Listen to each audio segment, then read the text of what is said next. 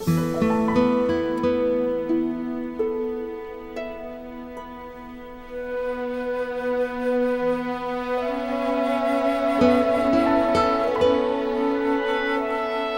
are before the most beautiful story that has taken place since Jesus and Mary lived amongst us here on earth.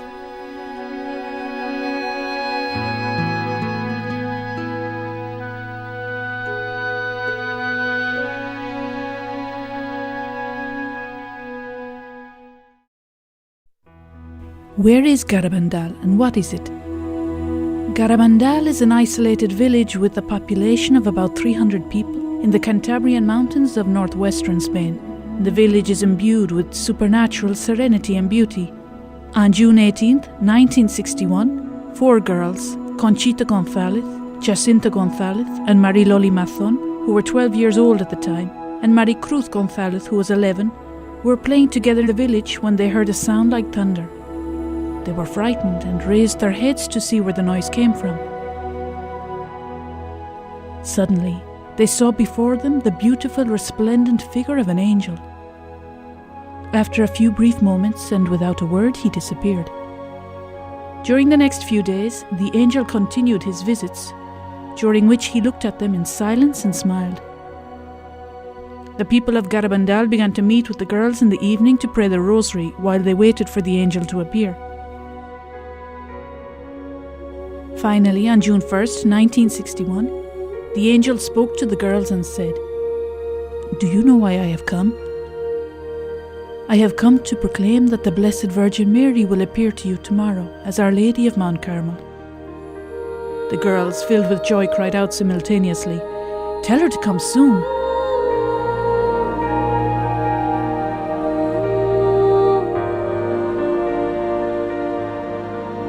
On June 2nd, in those days the feast day of the Visitation, at around 6 p.m, the girls were in the Calleja, a stone path, when the Blessed Virgin appeared to them with the child Jesus and 2 angels.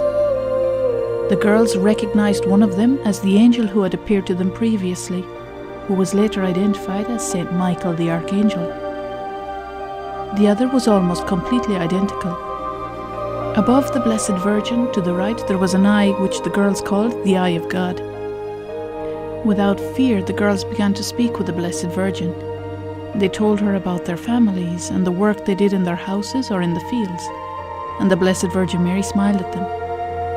Conchita said that it was as if her own mother had been gone on a long trip and had just come home.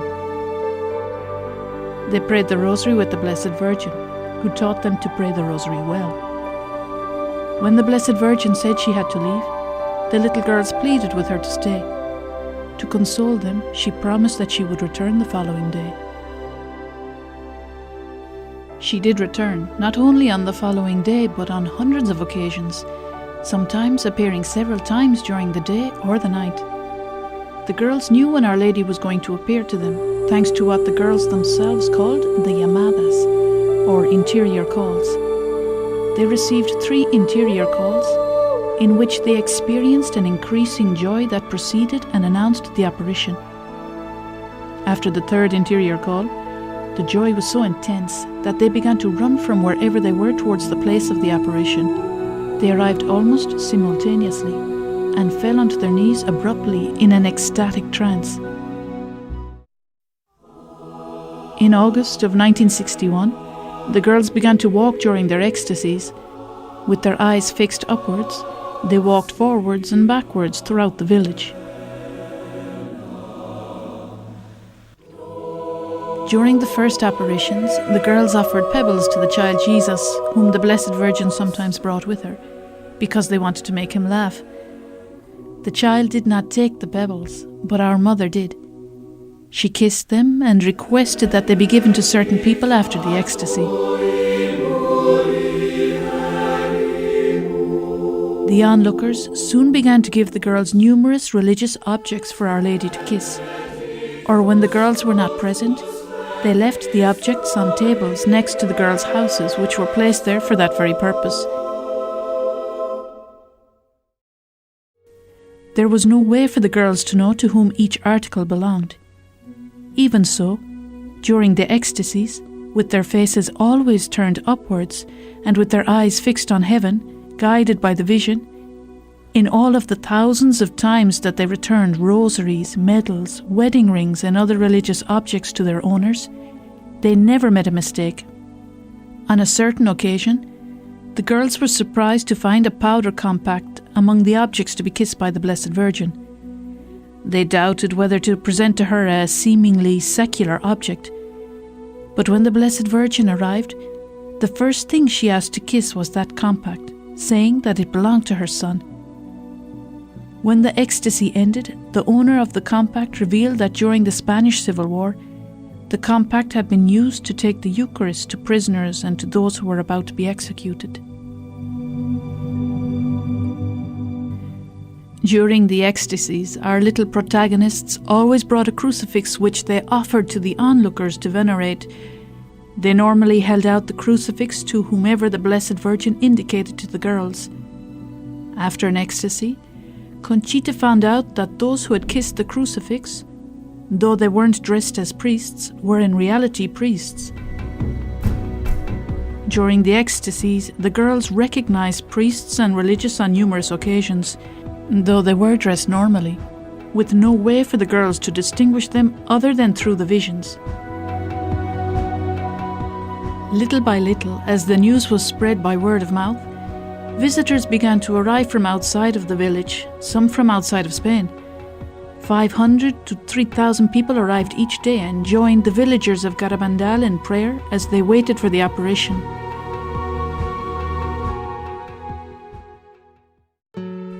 Soon, many priests and doctors approached the girls during the ecstasies with the intention of judging whether the apparitions were genuine. Some of the first to arrive in the little mountain village were prestigious theologians, teachers, diocesan priests and religious, some of whom held important positions in the church. They carried out their theological and doctrinal investigations and examined the girls' lives. They concluded that the girls were perfectly healthy and well-balanced. They did not crave attention, though at the same time, they had not completely overcome their childish ways, which emphasizes the fact that they were completely normal. They verified that in the months of the apparition, the girls did not neglect their educational obligations, household chores, or labor in the fields. Though during the apparitions, the girls sometimes stayed in vigil until early in the morning, suffering the harsh weather, rain, cold, and snow. The Blessed Virgin often repeated to them that they should be obedient to their parents.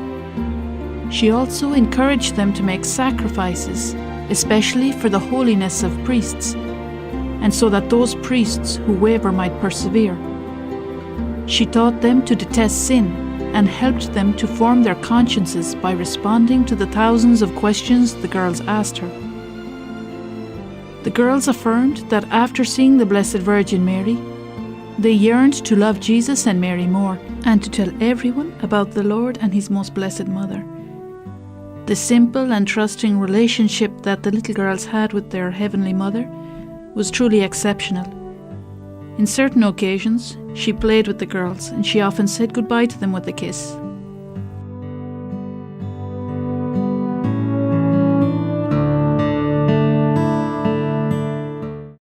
The doctors were astonished to see the strange physical phenomena that accompanied the ecstasies, during which they had absolutely no sensitivity to pain. Even when people poked them with needles or burned them with cigarettes, their bodies acquired extraordinary weight which made it impossible to pick them up or even to force them to make the slightest movement. Their eyes were completely open as they contemplated the apparition. Yet when cameras flashed, or onlookers shined powerful lights into their eyes, their expressions did not change. They ran towards the site of the apparition and got there before everyone else, including the strong and healthy young boys. And while the rest of the people arrived sweating and out of breath, the girls arrived without any signs of physical fatigue. They fell hard onto their knees on the stones without hurting themselves. They walked forwards and backwards during the ecstasies on the poorly paved streets of the village, or even cross-country. with their heads completely raised and their eyes constantly fixed upwards. Though they were totally unable to see where they were going, they never fell or tripped. None of this has a natural explanation.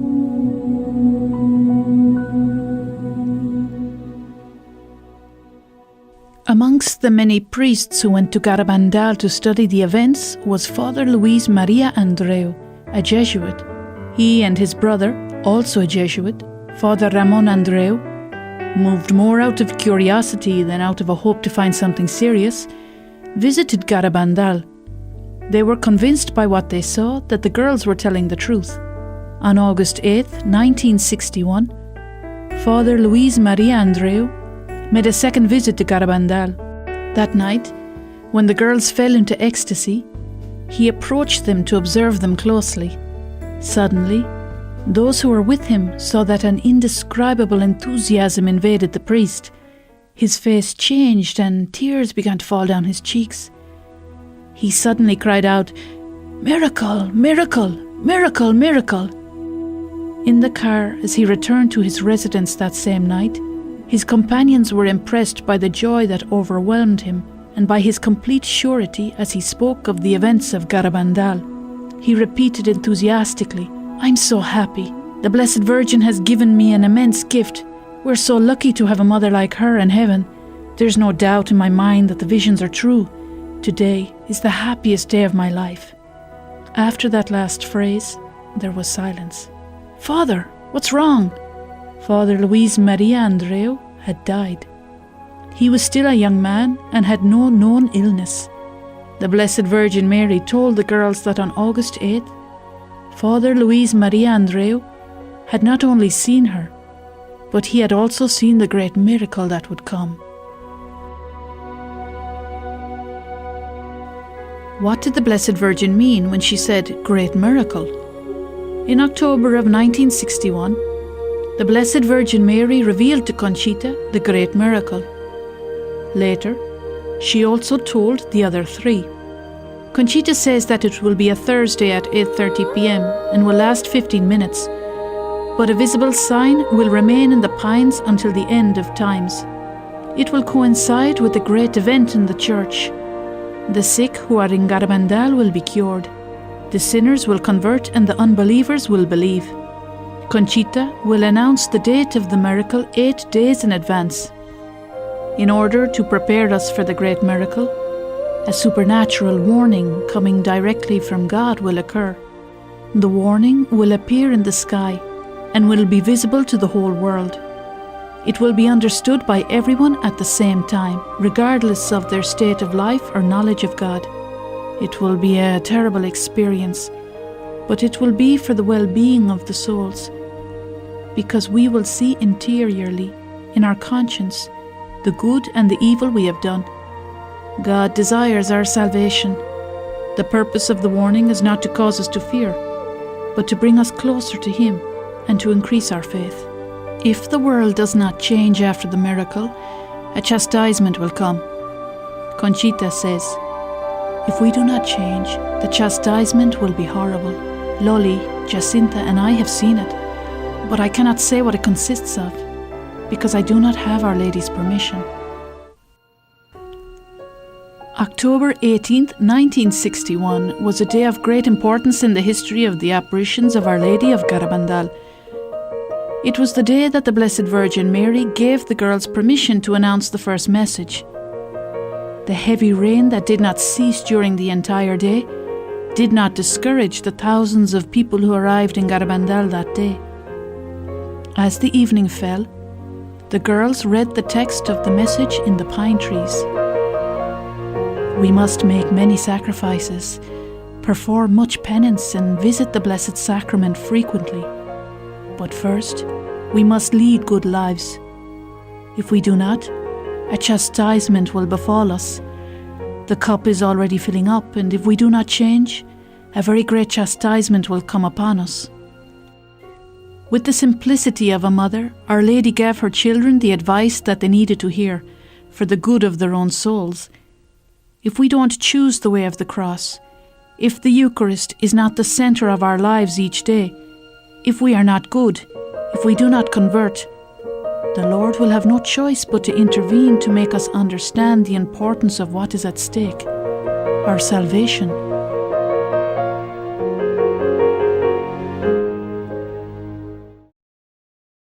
After the girls had proclaimed the first message, they often asked the Blessed Virgin to perform a miracle that would help the people to believe in the apparitions.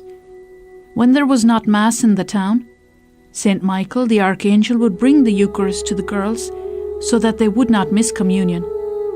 One day, Saint Michael told Conchita that on a certain occasion he would bring her communion, and the host would become visible on her tongue.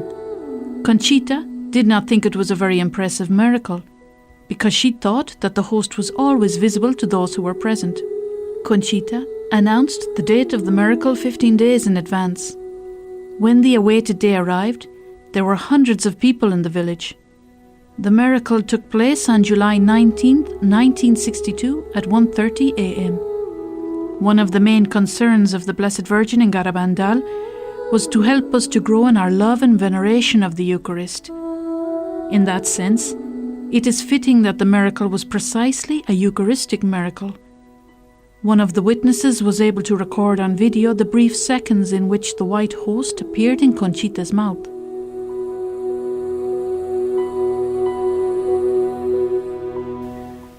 During the first 2 years, the heavenly manifestations constantly increased in number, but starting in 1963, the girls had fewer apparitions, and sometimes Our Lady, or occasionally our Lord Himself, chose to speak to them through interior locutions.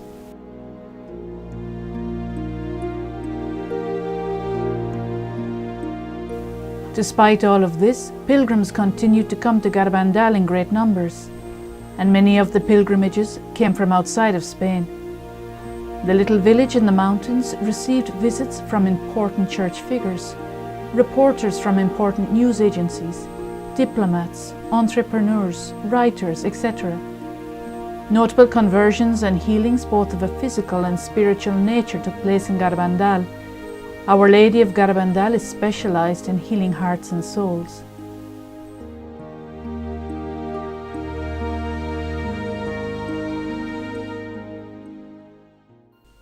The second message of the Blessed Virgin Mary came on June 18, 1965, only a few months before the end of the apparitions. Saint Michael was sent by the Blessed Virgin to impart the message to Conchita. As Saint Michael spoke, tears began to stream down Conchita's face.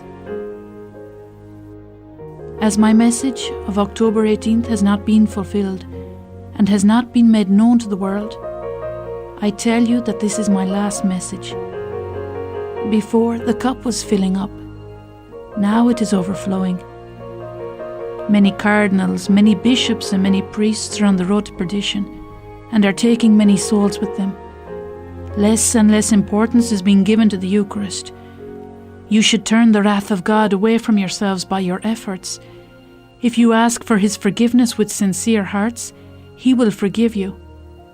I, your mother, through the intercession of Saint Michael the Archangel, ask you to amend your lives. You are now receiving the last warnings. I love you very much and do not want your condemnation. Pray to us with sincerity and we will grant your requests. You should make more sacrifices. Meditate on the Passion of Jesus.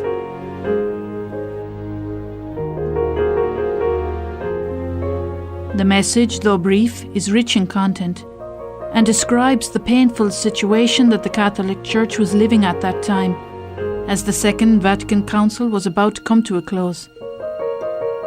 Several months after this message was proclaimed, Pope Paul VI published the encyclical Mysterium Fidei, in which he expresses his grave concern for the doctrinal confusion regarding the greatest treasure that the Church possesses, the Eucharist. However, on June 18, 1965, Conchita could not have known about this because the doctrinal and liturgical crisis that had begun in the heart of the Church had barely reached Spain, and certainly had not reached this village lost in the mountains. Either way, the great crisis which occurred among the priests was unthinkable. Soon, however, it became reason for a new and profound affliction for the successor of Peter and for the entire church. November 13th, 1965 was a bittersweet day for Conchita. She walked alone to the pines as the rain fell down on her. The Blessed Virgin Mary appeared again to the young woman. She came with the child Jesus, who was all smiles, but this would be the last time. Addressing Conchita, the Blessed Virgin Mary said, "Conchita, tell me about my children. I have all of them under my mantle. I love you all very much and I desire your salvation. Give all you can and we will help you. This will be the last time you see me here. But I will be with you always and with all my children. Conchita, you should visit my son more often in the tabernacle. Why do you let yourself be led by your laziness to not visit him? He is waiting for you all, day and night." Conchita responded to the Blessed Virgin, "How happy I am when I see you. Why don't you take me with you right now?" She answered, "Remember what I told you on your Saints' Day? When you present yourself before God, you must show him your hands filled with the good works you have done for your brothers and for the glory of God. In this moment, your hands are empty." Those words marked the end of the visible manifestation of Our Lady in Garabandal. The happy moments the girls had spent with their Heavenly Mother had come to an end, but they continued to feel her presence and the impression she had made on their souls. Conchita said that the apparitions left my soul full of peace and joy and gave me a great desire to overcome my defects and to love the Lord and His Most Holy Mother with all my strength.